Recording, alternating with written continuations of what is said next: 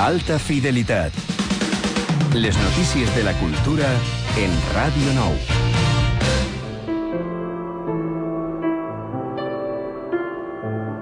Hi ha alguna cosa que vos tempte especialment? Sí, ja sabeu.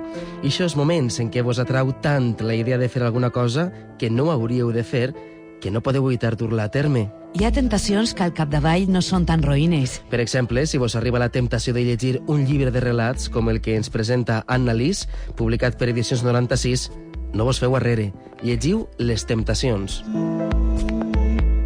Em diuen Anna Lis, soc professora de filosofia, ania a alguns tallers literaris i a partir d'ahí, en molta ironia i tal, comença este llibre que he tret ara, que se diu Les Tentacions, fent molta ironia i molta sorna d'això. El llibre s'ha d'interpretar com lo que és literatura, diversos relats, alguns estan enllaçats entre ells, altres són independents. El que passa que he trobat aquest fil conductor d'un taller literari que reflexa, ja t'he dit, en moltíssima sorna, i per a donar-los això, aquesta espècie de fil conductor, perquè vas dient que alguns dels relats es vas fer en aquest taller, no?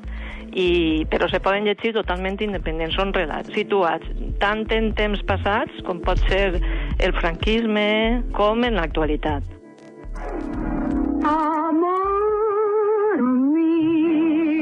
En este llibre, Les Tentacions, trobareu alguns relats com este que s'anomena El secret de Gilda.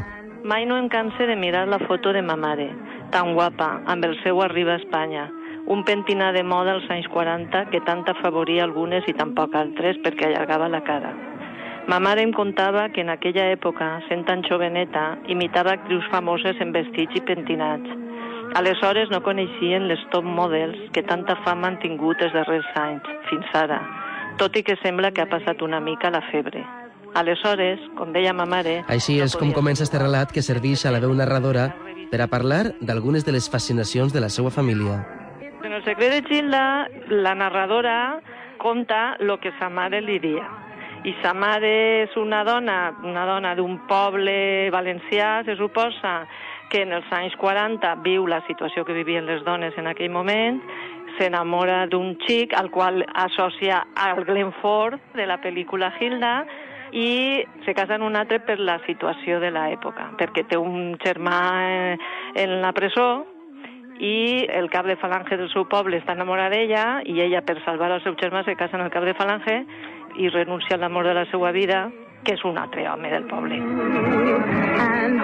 I al costat de Gilda coneixerem també la història d'un matrimoni ben especial a través del relat anomenat Sinatra.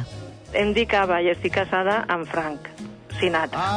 Visc entre la llum d'aquest estel i algun núvol de tempesta, però per damunt de tot visc entre els plaers de l'amor i la música, i no deixe perdre cap alegria que ell puga donar-me.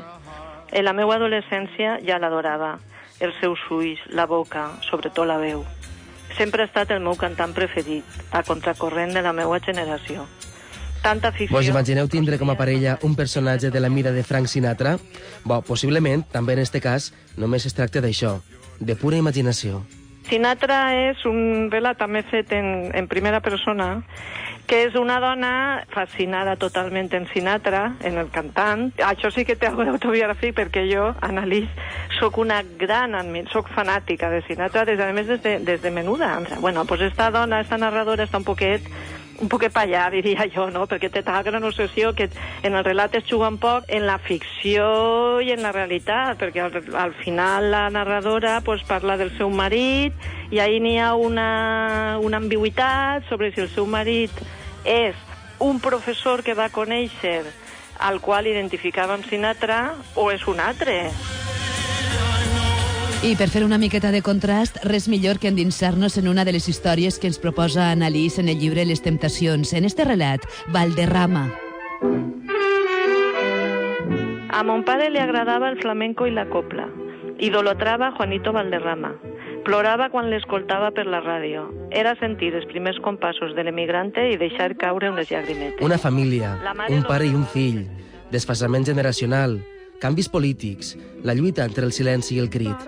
D'això és del que ens parla este relat. Valderrama és un altre relat que també jo personalment li tinc certa debilitat perquè ahir intenta reflectir un aspecte que crec que se diu poc. Ahir seria a finals dels 60-70, no? Un no que estudia dret, un xic progre, diríem, el que diem progre en la meva generació, per tant, pues, defensor també de la llengua, del país, etc. No? Que no pot evitar que quan son pare, que és un perdedor de la guerra, però admirador de Valderrama, de l'emigrante, menysprear-lo un poc, mirar-lo per damunt del muscle, que era lo típic en aquella època de la meva generació. Mai te va agradar un cantant com Valderrama, que ho identificàvem un poc en la caspa franquista, no? Que l'emociona també. Les Temptacions, un recull de narracions fetes per Annalise, que publica Edicions 96.